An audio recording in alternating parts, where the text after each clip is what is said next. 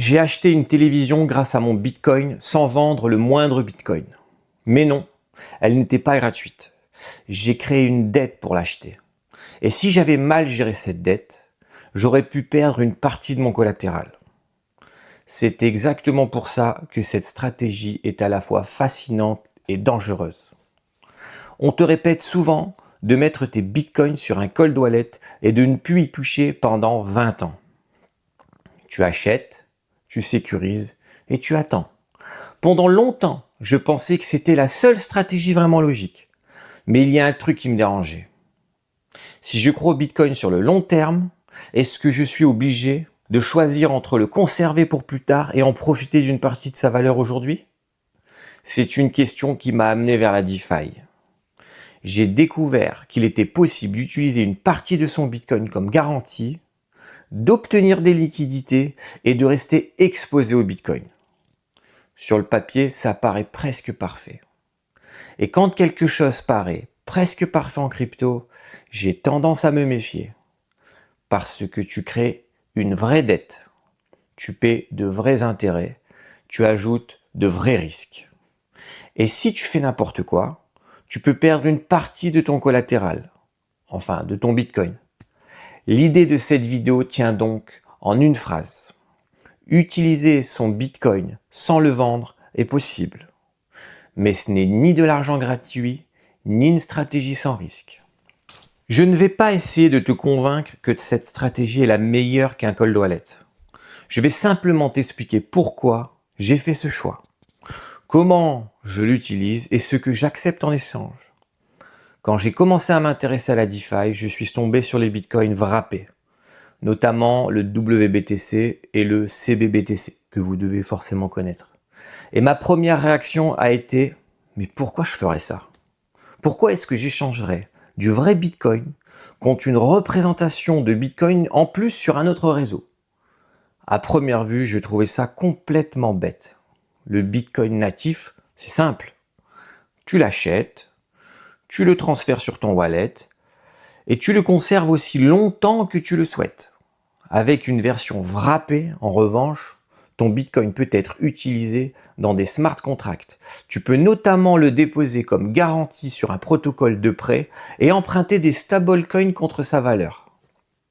Mais il n'y a aucune richesse magique. Ton Bitcoin sert de garantie. Les stablecoins que tu reçois constituent une dette. Et si tu veux récupérer l'intégralité de ton collatéral, il faudra rembourser cette dette. Quand j'ai compris ça, je me suis pas dit « Génial, je vais emprunter immédiatement ». Je me suis plutôt demandé « Bon, elle est où l'embrouille ?» Parce qu'il y en a forcément une. Il était hors de question que je mette plusieurs milliers d'euros là-dedans sans comprendre ce que je faisais.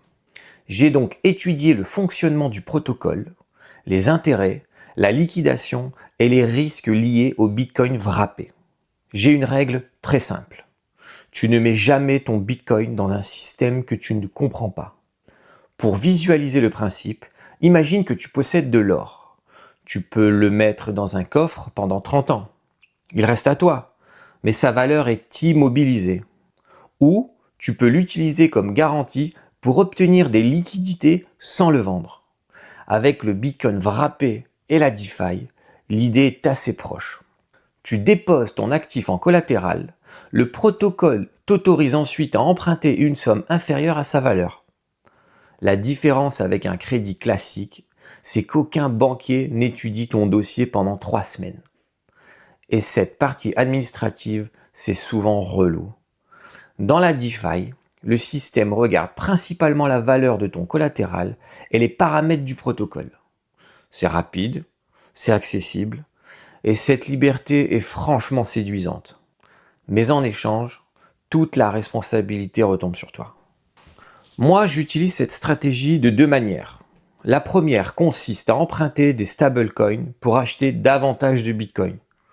Soyons honnêtes, c'est du levier, simplement du levier. Si le Bitcoin monte, tu amplifies le résultat. Mais s'il baisse, tu amplifies aussi la pression et le risque de liquidation.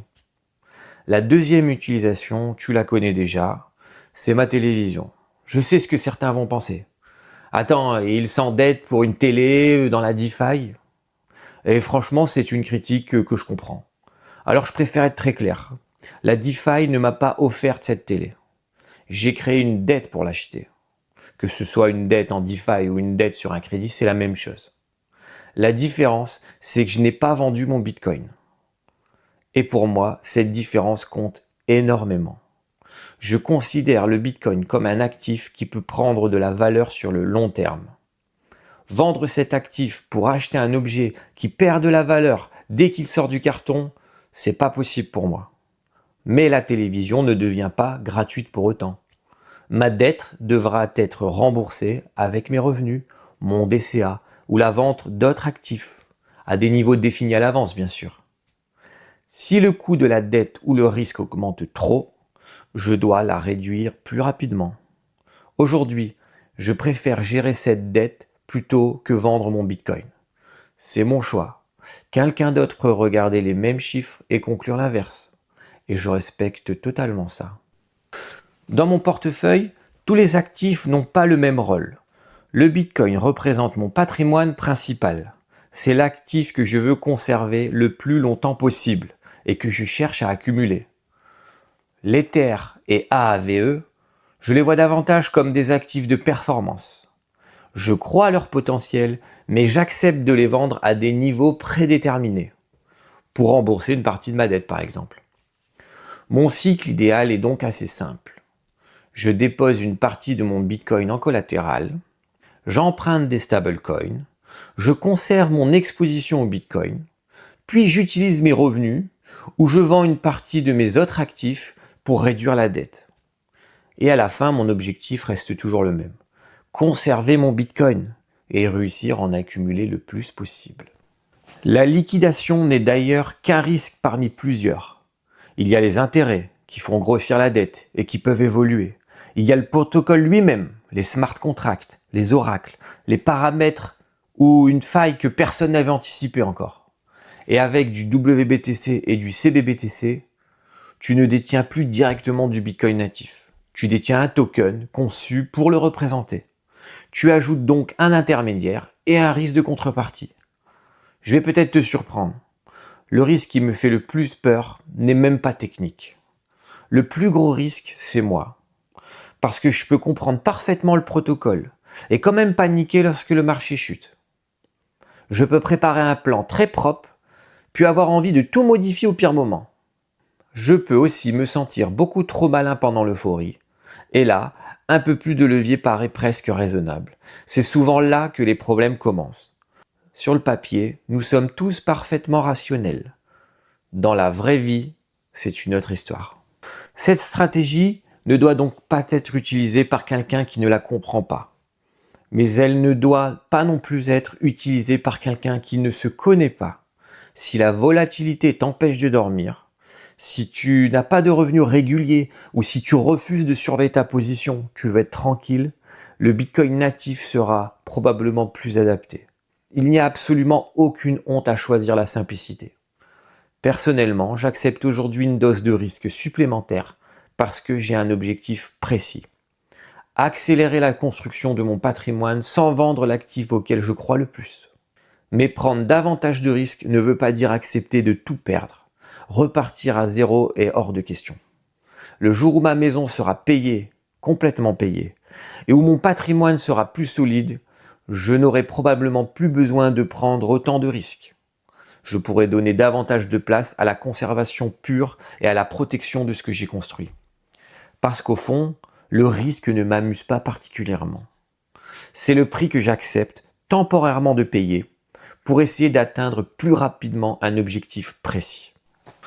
Ce que j'aime dans cette stratégie, ce n'est pas simplement le fait d'obtenir des liquidités. C'est la possibilité de conserver l'actif auquel je crois tout en utilisant une partie de sa valeur aujourd'hui. Mais cette liberté a un prix, une vraie dette, des intérêts, des risques et une pression psychologique. Je ne suis pas en train de te dire de placer les bitcoins sur AAV demain matin. Prends ton temps, commence petit à petit et assure-toi de comprendre chaque étape avant d'augmenter les montants. La crypto sera encore là demain, pas de panique, et les opportunités aussi. Alors dis-moi en commentaire, Est-ce que ton Bitcoin dort sur un wallet ou un exchange parce que c'est réellement ta stratégie? Ou simplement parce que tu ne connais pas encore les autres possibilités? Le vrai pouvoir du Bitcoin, ce n'est pas simplement de le conserver.